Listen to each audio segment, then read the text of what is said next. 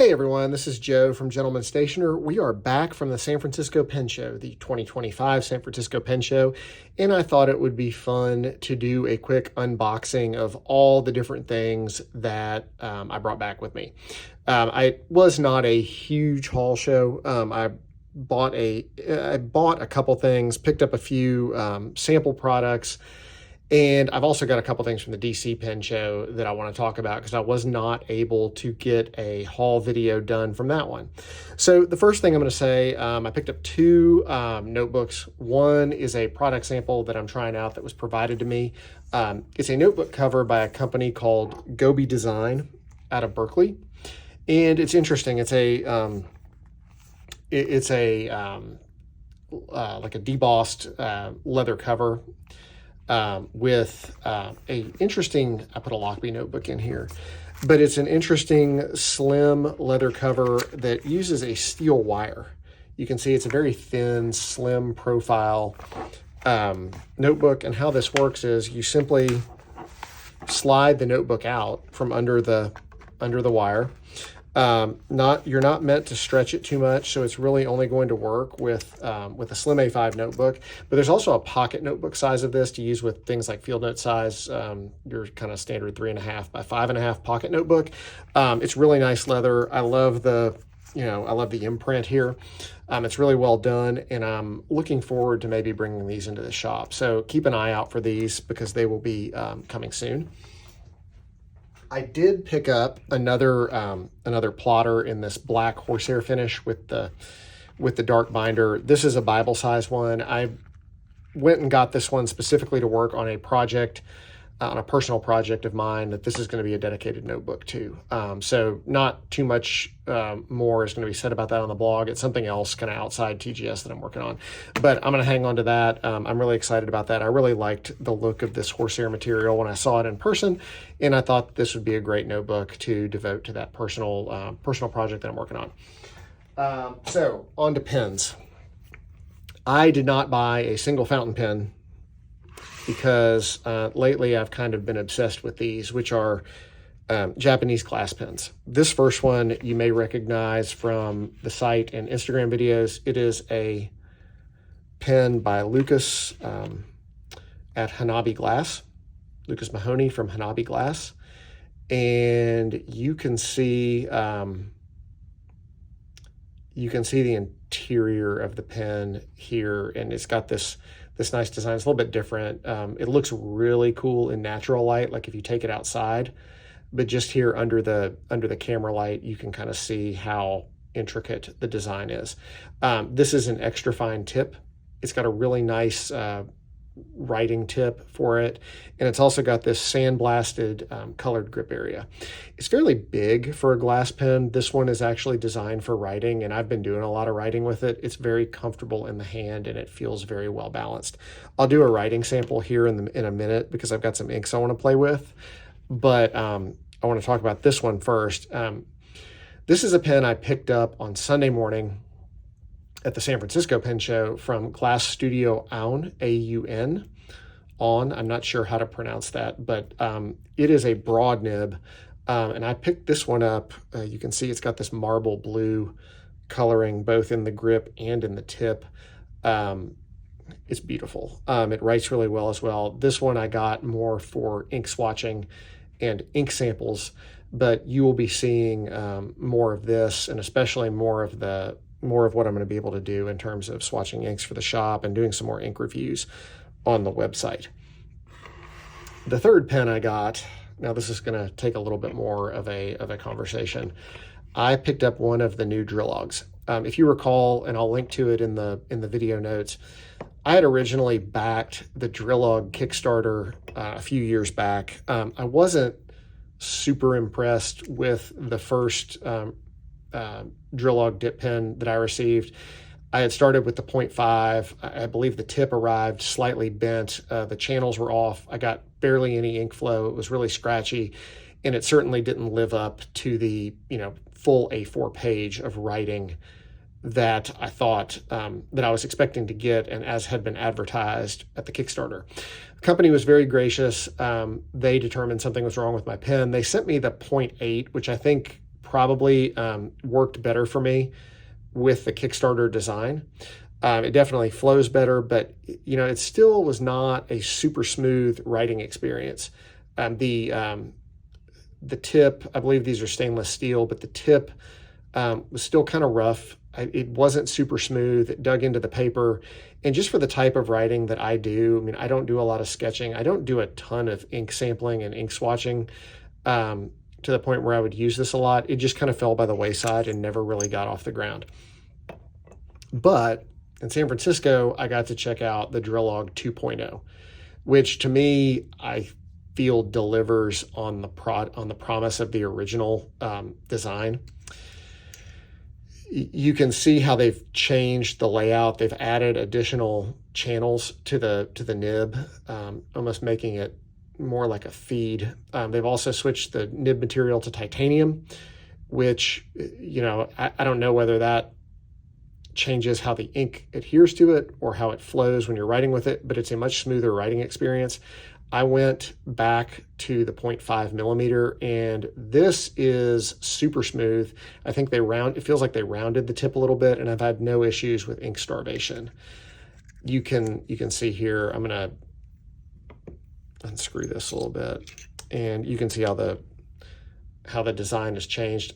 There's a long and a short design now. Clearly I went for the short design. I was probably not going to write quite as long, but you know, since I've got the 0.5, I don't need it to hold as much ink. So again, you'll see me using these, probably this one more. I've been really impressed with how the new Drillog design has been working. I also like this new handle. Somebody asked in the Discord for Patreon members if the new Drillog nibs fit the old holders, because it is cheaper to buy. It is less expensive to buy a new nib than it is the whole pen. And they do fit. The new nibs will thread in to the old Kickstarter era holder. And I'll do a quick writing sample with these glass pens in a moment, and you can see how they write. All right, so we're back, and I'm going to do a little bit of a writing sample with these glass dip pens. I've got a paper towel here to clean them, got some dipping wash water. I've also got a couple bottles of ink. These are two of the Goby inks. You may have seen from my blog recap of the San Francisco Pen Show that Goby Nagasawa Stationery was present and giving seminars. They were selling at the show. They were teaching classes and holding workshops. And I really got to hear a lot of the story behind the Goby inks that the company developed. It's a line of over 100 inks that are all inspired by locations and places in and around Kobe, Japan. The two inks I have here, this is number 69. I want to say this may be a tea green, and this one is a purple. It's number 32. I'll post the exact names, but I'm going to go ahead and just kind of use these two inks because I haven't used them in a while, and I wanted to swatch them, so it's a good opportunity to use the dip pen. This is the Hanabi Glass Pen. One technique that I learned with these pens from the makers is when you're inking them up, to dip just the very tip and then invert them a little bit and allow the ink to kind of naturally saturate the channels. So you don't necessarily get a big blob of ink when you first start writing with the glass pen. And this is the extra fine Hanabi. As you see, that one is going to make like a pretty fine line. I'm going to zoom the camera in a little bit, make it a little bit easier.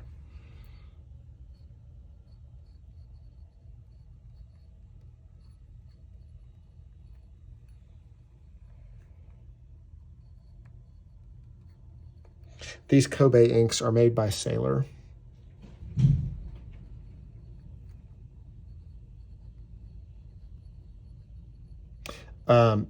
This is a finer glass nib, but it's very smooth, and I've really enjoyed this one. Again, this is ink number 69.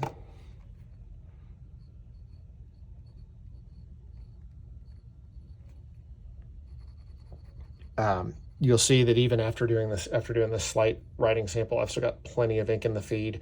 I could probably go for about half of this Bible size page with this one dip. But I'm not going to. I'm going to go ahead and just rinse this one really quick because I want to show you all the Glass Studio Aun pen and this other purple ink that I'm going to be looking at.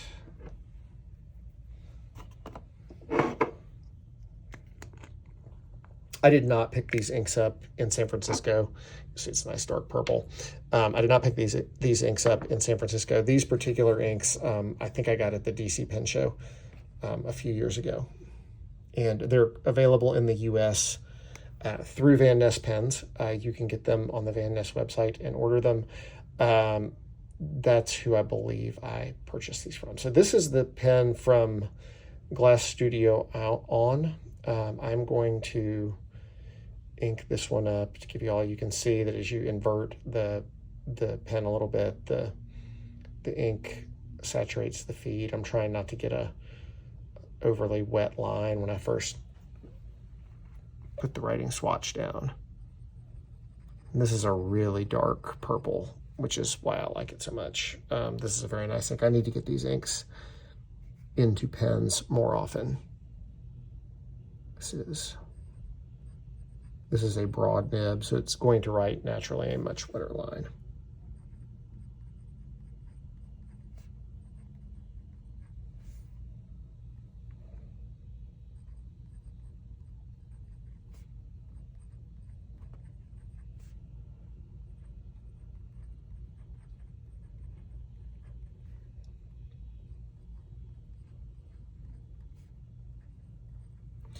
This paper that I'm using is Midori MD Cotton, the plotter refills, the limited edition plotter refills that they released a few months ago before the San Francisco show. They've been around for a couple years, but I heard at the San Francisco show that they're going to be going away. So if you see them, pick them up. You can see that, I don't know if you can see, it's hard to see in the light. There are faint lines letter pressed into the paper. It's great paper. I use it for nearly all of my ink sampling because I find that it has very good color reproduction. It's absorbent. It dries relatively quickly without feathering or bleed through.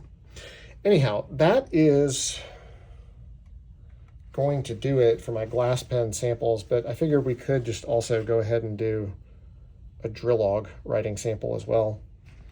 Why not while we're here? The new Drillog in the 0.5 millimeter. Oh, that's not good.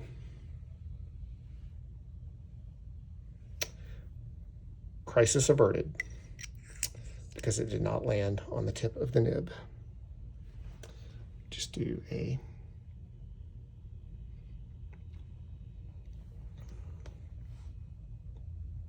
slight dip there, and we'll do a little writing sample. You can see that this is a much finer line.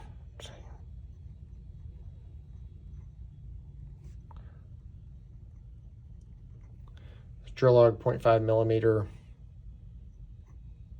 titanium nib, and that's the same Goby number 32.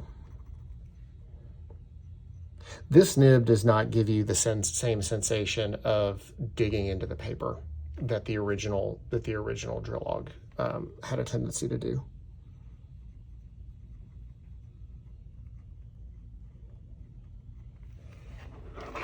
I'll give you a good close-up there of those two writing samples. Well, that about does it for my San Francisco Pen Show haul. Thanks to everybody who helped out in helping me to get some of this stuff. It was difficult for me to break away from the table at times, given how busy we were and how busy the show was.